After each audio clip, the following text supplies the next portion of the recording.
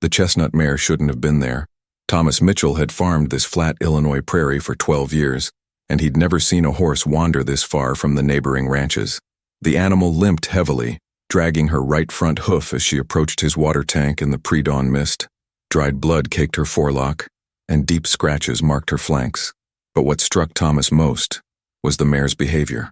She drank slowly, deliberately, as if this was routine rather than desperation. For 4 consecutive mornings, the same scene repeated. The mare would emerge from the cornfields, drink from his tank, then disappear back toward the abandoned section of his property where old farm buildings had stood empty for decades. Each time, Thomas watched from his kitchen window, coffee growing cold in his hands. Something about the animal's purposeful movement suggested intelligence beyond mere survival instinct. The autumn wind carried the scent of frost as Thomas studied the mare through his window. His farm was failing. 3 years of poor harvests, mounting debt, and his wife Linda's medical bills had pushed him to the edge of bankruptcy. The bank would foreclose before Christmas, and at 51, he had nowhere else to go. His insurance money from Linda's death 6 months ago had barely covered her funeral expenses. On the 5th morning, Thomas made a decision that violated every piece of practical farming wisdom he'd learned. He filled a clean aluminum bucket with fresh water and placed it near the fence post where the mare usually appeared. Then he retreated to his porch and waited, his breath visible in the cold air. The mare emerged exactly as expected, but instead of heading to the distant tank, she approached the bucket Thomas had prepared. The creature drank deeply, never taking her dark brown eyes off the farmer. When finished, she took several steps toward the house, lowered her head, and simply waited. Thomas felt his pulse quicken. In all his years on this prairie, he'd never witnessed behavior like this from any animal. The mare wasn't acting like livestock or wild creature. She was acting like she needed something specific from him.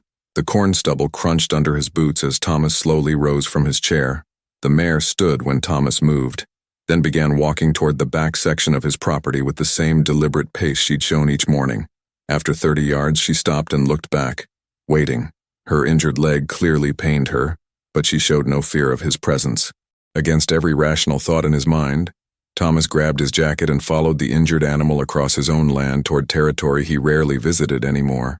The mare moved slowly due to her wound, but with unmistakable purpose through fields he'd left fallow for 2 years. They walked steadily across frozen furrows and past abandoned equipment for nearly 20 minutes. The mare finally stopped beside a weathered wooden structure that Thomas had almost forgotten existed. The old dairy barn had been built by the previous owner decades ago, then abandoned when modern farming made it obsolete. Tall weeds surrounded its foundation, and morning glory vines covered most of its gray siding. The mare approached the building's side door and disappeared around the corner. When Thomas rounded the structure, he discovered what the mare had been seeking. A gap in the barn's foundation, just wide enough for an animal to squeeze through, was partially concealed by fallen boards and years of accumulated debris. The mare stood beside the opening, her breathing labored but her eyes alert. This wasn't random wandering. The animal had brought him here for a specific reason that would soon become devastatingly clear. The mare disappeared through the gap, seeking shelter and probably water from an old well he remembered being somewhere inside. Thomas understood now that the animal had been using this place as a refuge while recovering from her injury. What he didn't understand was why the mare had tolerated his presence, even seemed to welcome it. The barn's main doors had been padlocked for years, but the mare's entrance suggested another way inside.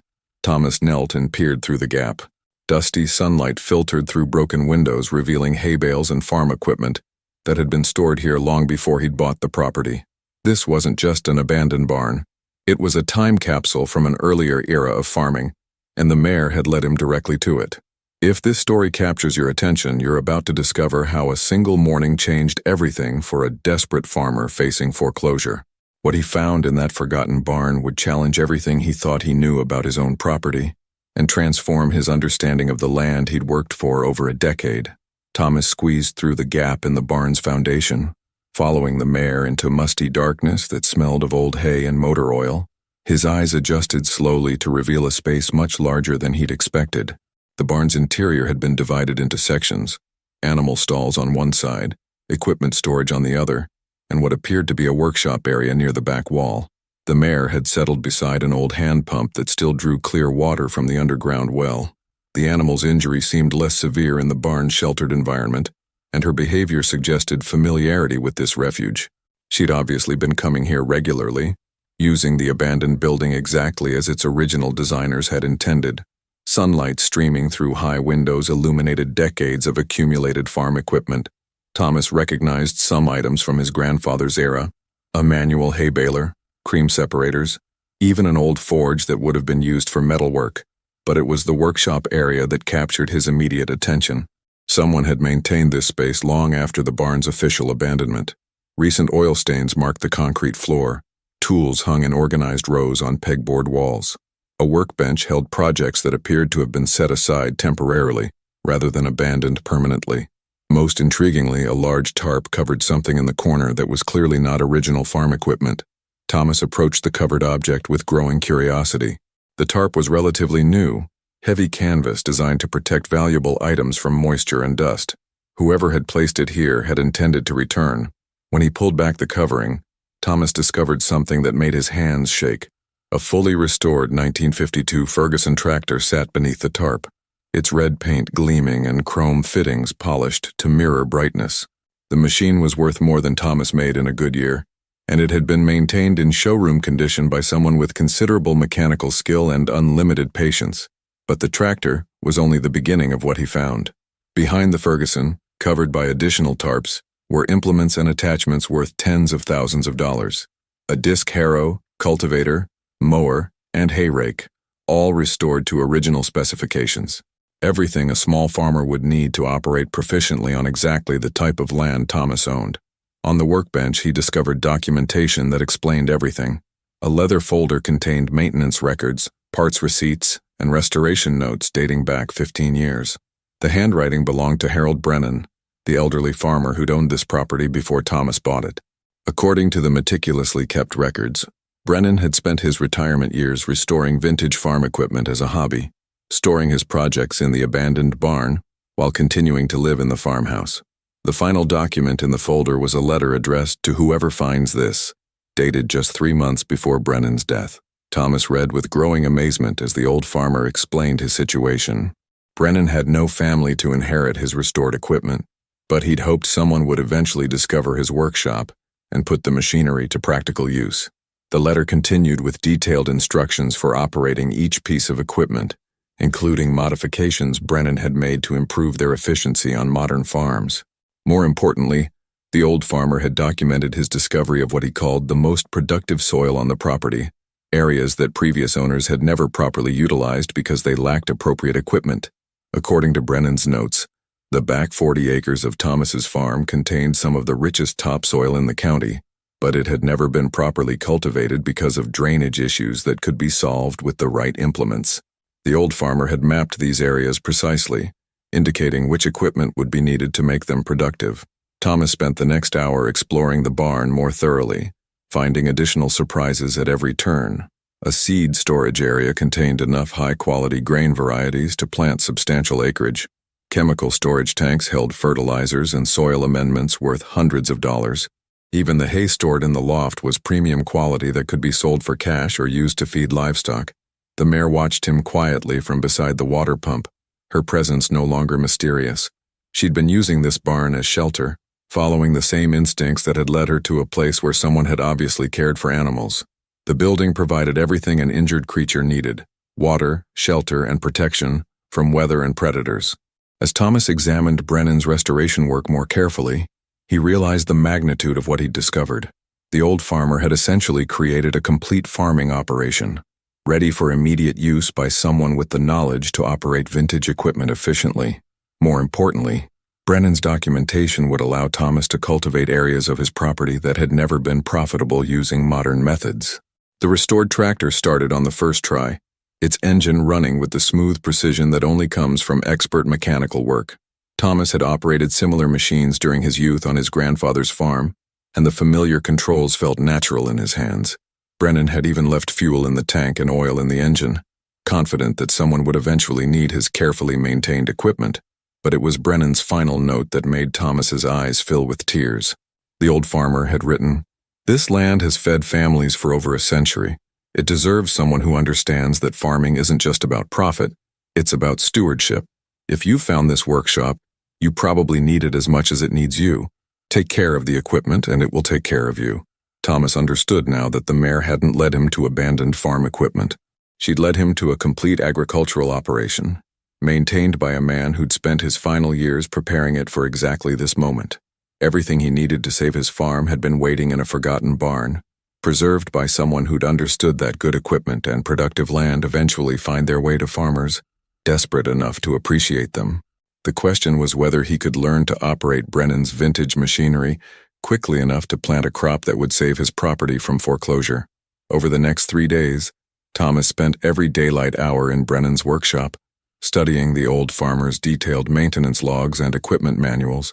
The mare had taken up permanent residence beside the water pump, apparently considering the barn her territory now that Thomas had discovered it. Her injury was healing well, and she showed no interest in leaving her refuge.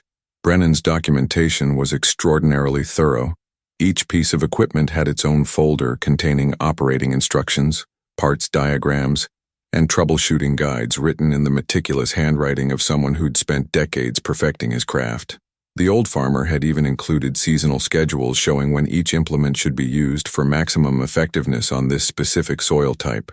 But it was Brennan's soil analysis that revealed the most intriguing information.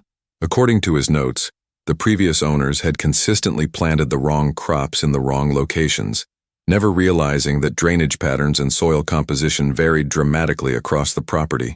The back 40 acres that Thomas had considered worthless contained clay subsoil that retained moisture perfectly for certain grain varieties, but only if cultivated with equipment designed for heavy ground conditions. Thomas fired up the Ferguson tractor and spent the morning learning to operate Brennan's implements on the sections of his property he'd been farming unsuccessfully for years. The vintage equipment handled differently than modern machinery, requiring more skill but providing better control over soil preparation. Within hours, Thomas understood why Brennan had chosen these specific tools for this particular land. The disc harrow cut through his clay soil more effectively than any implement Thomas had ever used. The cultivator broke up compacted earth that had resisted his modern equipment for years. Most impressively, Brennan's modified hay rake could harvest crops from areas where Thomas's conventional machinery had always gotten stuck in soft ground. By afternoon, Thomas was operating the vintage equipment with growing confidence, working sections of his property that had been unproductive since he'd owned them. The mare watched from the barn entrance, apparently content to observe his activities from her refuge. That evening, Thomas discovered something in Brennan's notes that made him reconsider everything he thought he knew about his land's history. The old farmer had researched property records dating back to the 1800s, documenting which crops had been grown successfully by previous generations of farmers. According to historical records, this land had once produced exceptional yields of specialty grains that were no longer commonly cultivated in the region. Brennan's research indicated that changing market conditions and agricultural trends had led farmers to abandon crops that were naturally suited to this soil, replacing them with varieties that required extensive chemical inputs to grow profitably. The old farmer had identified several heritage grain varieties that would thrive on Thomas's property using minimal fertilization, but only if planted using traditional farming methods that modern equipment couldn't replicate effectively. The next morning brought an unexpected complication. Thomas was preparing Brennan's seed drill for planting when he heard vehicles approaching from the main road. 2 pickup trucks and a car pulled into his farmyard, carrying people he didn't recognize. The visitors wore the practical clothing of agricultural professionals rather than casual neighbors, and their presence suggested official business rather than friendly calls. The lead visitor introduced himself as Robert Hayes from the County Extension Office. Hayes explained that satellite imagery had detected unusual farming activity on Thomas's property, including the use of equipment that wasn't registered with current agricultural databases. The county wanted to verify that Thomas was following proper soil conservation practices and using approved farming methods. Thomas realized he was facing exactly the situation that could destroy his chance of saving his farm.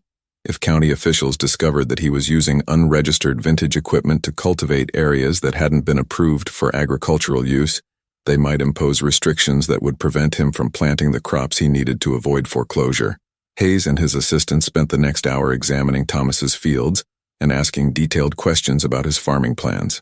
They showed particular interest in the areas where he'd been using Brennan's equipment, noting that the soil preparation appeared different from conventional methods used by neighboring farmers. This cultivation pattern suggests you're planning to plant something other than the corn and soybeans that work best on this soil type, Hayes observed, examining the furrows Thomas had created with Brennan's disc harrow. What exactly are you intending to grow here? Thomas made a calculated decision that would determine whether he maintained control of his farming operation or lost everything to bureaucratic complications. He led the officials back to Brennan's workshop and showed them the old farmer's documentation, explaining how he'd discovered the vintage equipment and the research that had guided his cultivation decisions. Hayes examined Brennan's soil analyses and crop recommendations with obvious expertise, his expression shifting from skepticism to genuine interest as he studied the old farmer's meticulous research. This is extraordinary work, Hayes admitted after reviewing several folders of documentation. Harold Brennan understood this land better than anyone I've encountered in 20 years of extension work. The other officials were equally impressed by Brennan's scientific approach to matching crops with soil conditions. His recommendations were based on decades of observation and testing, supported by data that most modern farmers never bothered to collect. More importantly, his suggested farming methods would actually improve soil conservation rather than depleting it through intensive chemical agriculture. Mr. Mitchell, Hayes said finally, if you can demonstrate that you're following Brennan's protocols correctly, I think the county would be very interested in documenting your results. This could be a model for sustainable farming practices that other producers might want to adopt. Thomas spent the rest of the afternoon demonstrating Brennan's equipment and explaining the old farmer's cultivation methods. The county officials were particularly fascinated by the vintage implement's ability to work heavy clay soil without causing compaction problems that plagued modern machinery.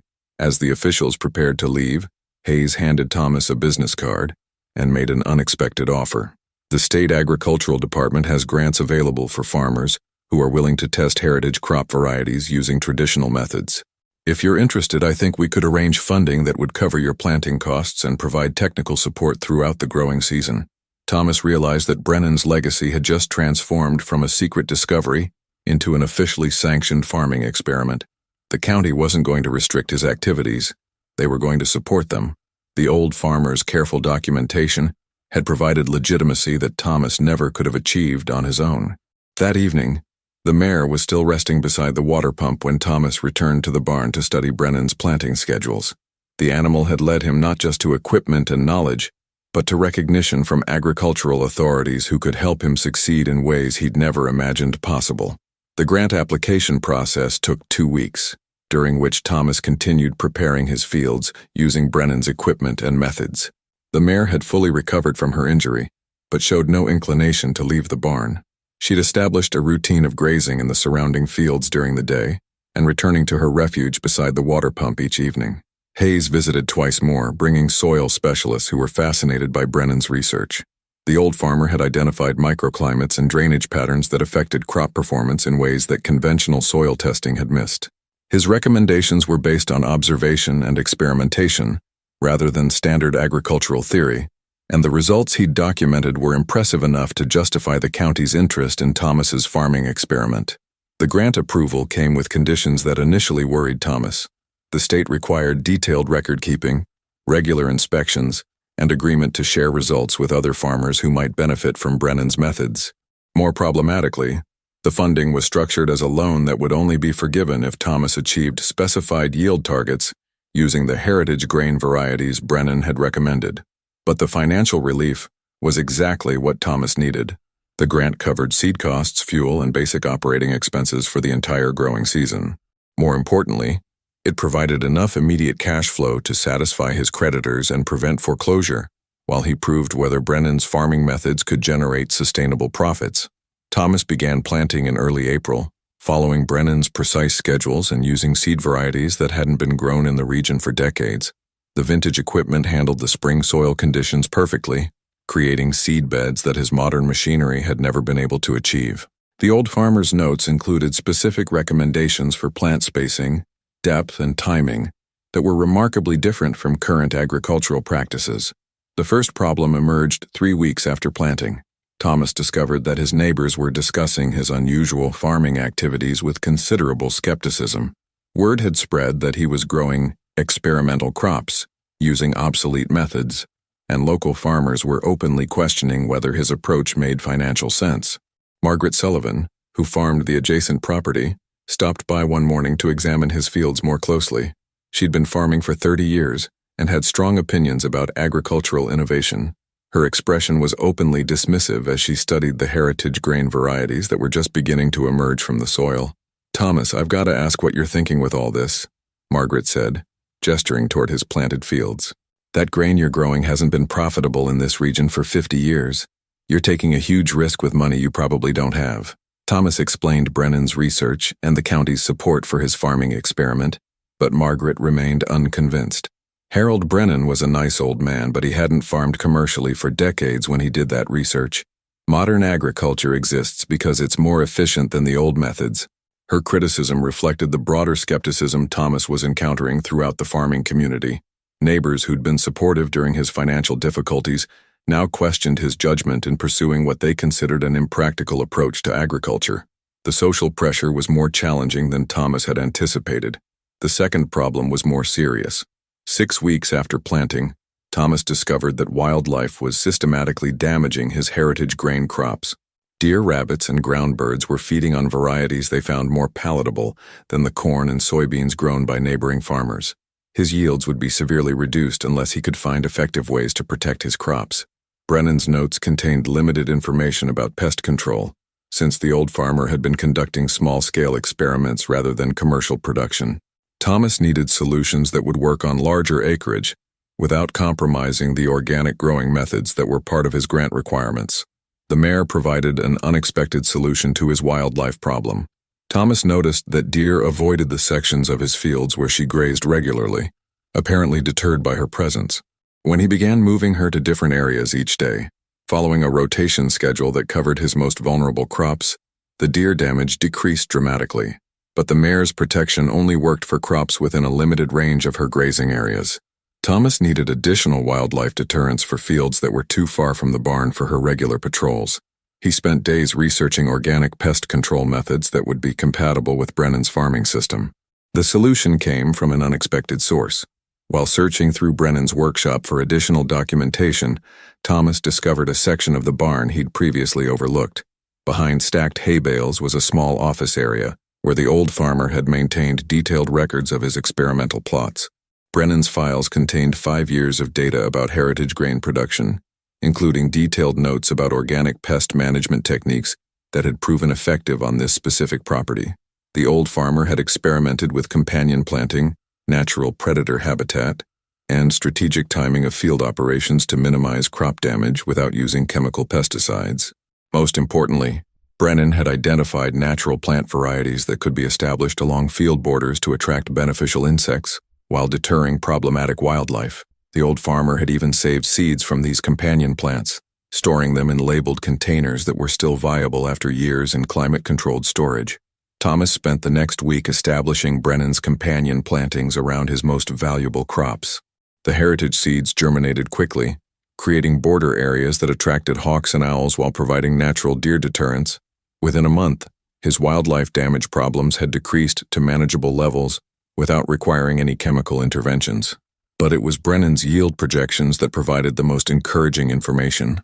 According to the old farmer's calculations, heritage grain varieties would produce lower total yields than conventional crops, but would command premium prices from specialty markets that valued organically grown, historically significant grain varieties.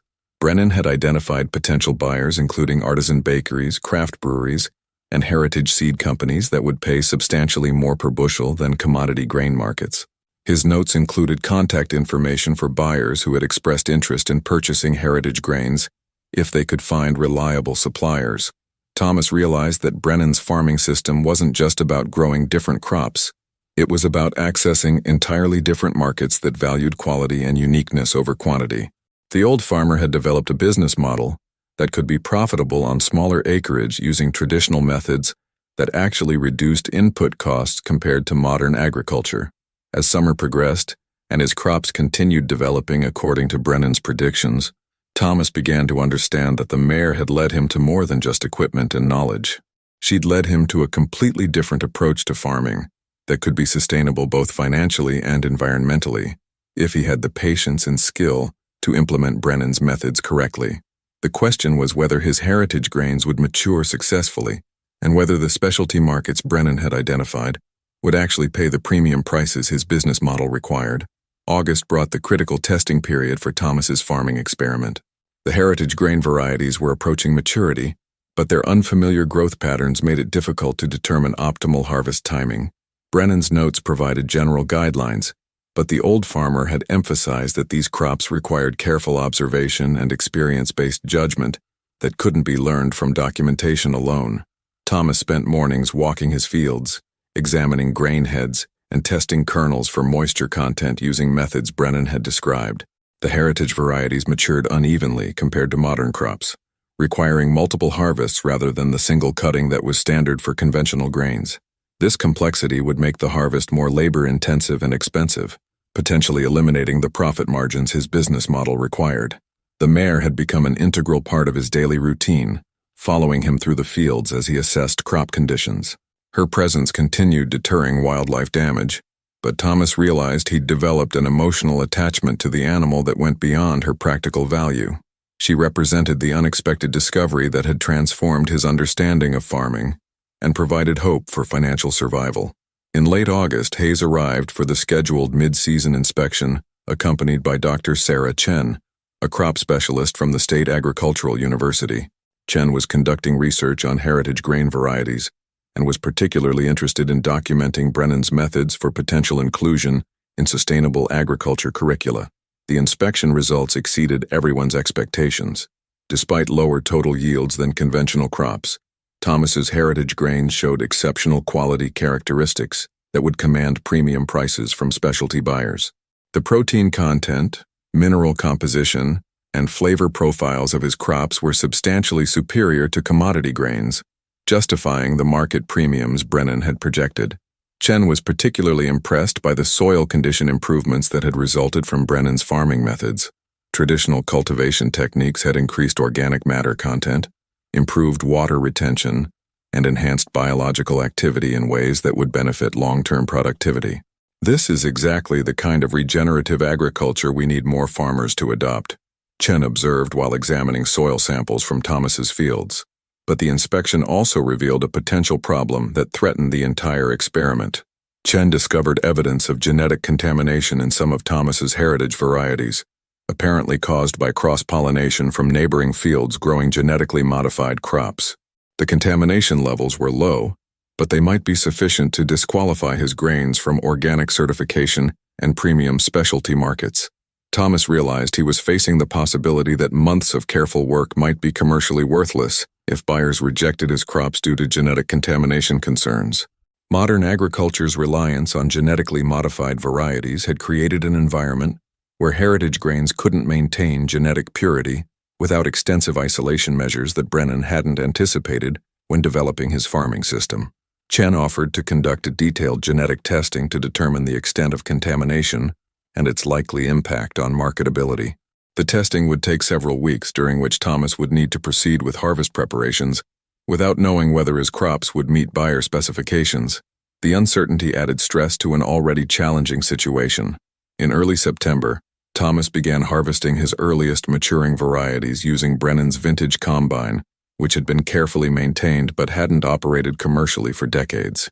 The old machine worked effectively but required constant mechanical attention and operated much slower than modern equipment. Thomas realized he would need help to complete his harvest before weather conditions deteriorated. Margaret Sullivan surprised him by offering assistance despite her earlier skepticism about his farming methods. Her own harvest was complete, and she was curious enough about Thomas's results to volunteer her time and equipment. "I still think you're crazy," she admitted, "but I've got to admire someone willing to risk everything on principles rather than playing it safe." Other neighbors gradually joined the harvest effort as word spread about the unusual nature of Thomas's crops. Many had never seen heritage grain varieties before, and they were intrigued by the different colors, textures, and growth characteristics compared to modern crops. The community support transformed what had been an isolating experiment into a shared learning experience. The genetic testing results arrived during the final week of harvest. Chen's report indicated that contamination levels were minimal and unlikely to affect certification or marketability. More importantly, the testing had identified the specific heritage varieties Thomas was growing, confirming that they were authentic specimens of historically significant grains that had genuine value to specialty buyers. Thomas's first sales contact came from an unexpected source. Dr. Chen had mentioned his heritage grains to colleagues at a sustainable agriculture conference, and several attendees had expressed immediate interest in purchasing his crops. A craft brewery in Chicago offered to buy his entire barley harvest at prices 3 times higher than commodity rates. An artisan bakery in Minneapolis wanted exclusive access to his wheat varieties for specialty bread production. But it was the final buyer contact that provided the most encouraging long-term opportunity. The Seed Savers Exchange, a national organization dedicated to preserving heritage crop varieties, offered to purchase Thomas's grain specifically for seed production. They would pay premium prices for crops that met their genetic purity standards and would provide ongoing contracts for future harvests if Thomas continued growing these varieties. Thomas realized that Brennan's farming system had connected him to markets he'd never known existed, buyers who valued genetic diversity, traditional farming methods, and historical preservation over maximum yields and lowest costs. These markets were willing to pay significantly higher prices because they understood the true value of heritage crops that couldn't be produced using conventional agriculture. The final harvest numbers confirmed Brennan's business model projections. Thomas's total yields were approximately 40% lower than conventional crops would have produced, but his average selling prices were more than double commodity grain rates. The net profit per acre actually exceeded what he would have earned using modern methods, while simultaneously improving his soil condition and reducing input costs. As October arrived and Thomas completed his harvest, he calculated that his farming experiment had generated enough profit to satisfy all his creditors, cover his operating expenses, and provide working capital for the following year's planting. For the first time since Linda's death, he had realistic hope for long-term financial stability using methods that aligned with his values and environmental concerns. The Mare remained in residence beside the barn's water pump, apparently considering Thomas's property her permanent home. She had led him not just to equipment and knowledge, but to an entirely different understanding of what farming could be when guided by wisdom accumulated over generations, rather than driven solely by short-term profit maximization.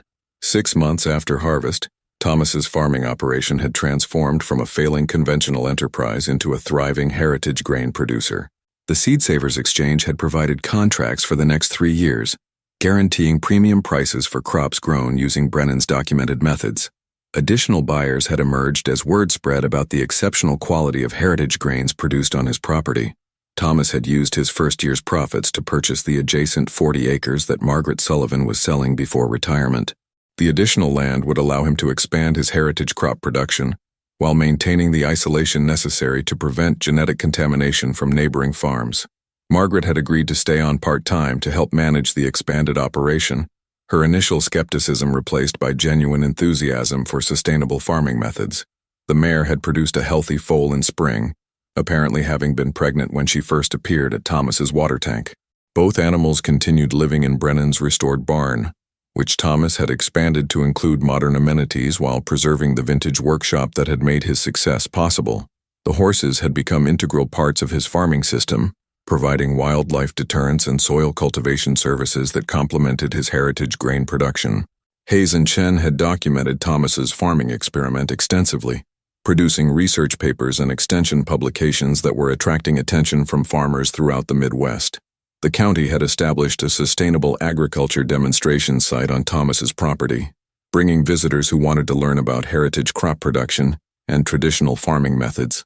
But it was the personal transformation that meant most to Thomas. Linda's medical bills were fully paid. The farm was profitable and debt-free. More importantly, he discovered a purpose that connected him to the land's history and the community of farmers who valued stewardship over short-term profit maximization. Thomas still began each day by checking on the mare and her foal, remembering the morning that had changed everything. The animals had led him not just to Brennan's hidden legacy, but to an understanding that innovation sometimes meant rediscovering wisdom that previous generations had developed through decades of careful observation and experimentation. The barn workshop had become Thomas's favorite place to spend winter evenings, studying Brennan's research and planning improvements for the following season. The old farmer's documentation continued revealing insights about sustainable agriculture that couldn't be learned from modern textbooks or university programs. Every folder contained practical knowledge that had been accumulated through years of patient experimentation. Other farmers were beginning to adopt modified versions of Brennan's methods, particularly the companion planting techniques that improved soil health while reducing pest problems.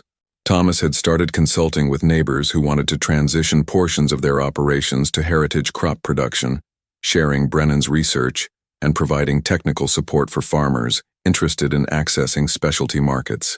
The success had attracted attention from agricultural equipment manufacturers who were interested in producing modern versions of the vintage implements that had proven so effective for traditional farming methods. Thomas had agreed to test prototype equipment that combined Brennan's design principles with contemporary materials and manufacturing techniques. As spring planting season approached, Thomas was preparing to expand his heritage grain varieties to include crops that Brennan had identified as potentially profitable, but never had opportunity to test. The Seed Savers Exchange had provided seeds for varieties that hadn't been grown commercially in the region for over a century, creating opportunities to reintroduce genetic diversity that had been lost to industrial agriculture. The mare and her foal watched from the barn entrance as Thomas prepared Brennan's vintage equipment for another season of traditional farming. The animals had taught him that sometimes the most important discoveries come from following instincts rather than plans, from paying attention to unexpected opportunities rather than focusing exclusively on predetermined goals. Thomas understood now that the mare hadn't simply led him to abandoned farm equipment. She'd led him to a different way of thinking about agriculture that emphasized observation, patience, and respect for natural systems over mechanical efficiency and chemical inputs.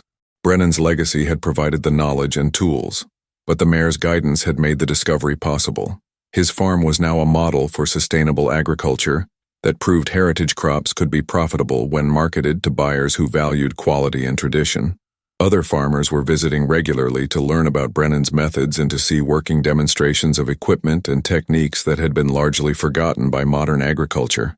The transformation had taken exactly 1 year from the morning the injured mare had first appeared at his water tank to the day Thomas signed his final loan payoff documents. One animal's need for shelter had revealed a century of agricultural wisdom that had been waiting for someone desperate enough to pay attention to unexpected guidance. If you enjoyed this story of discovery and transformation, click the video on your screen now to watch another incredible tale of how fate intervenes when we least expect it. Don't forget to subscribe and consider supporting us with a super chat to help us bring you more unforgettable stories like this one. Your support means everything to us and helps us continue sharing these amazing journeys of hope, determination, and unexpected miracles.